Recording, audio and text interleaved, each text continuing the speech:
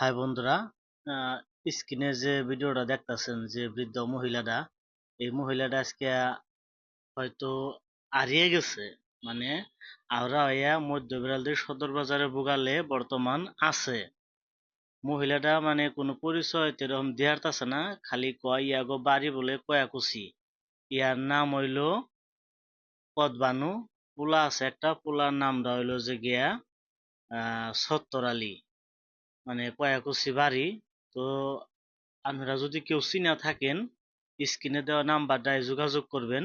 এই মধ্য বিড়ালদের সদর বাজারে বুকালে আছে।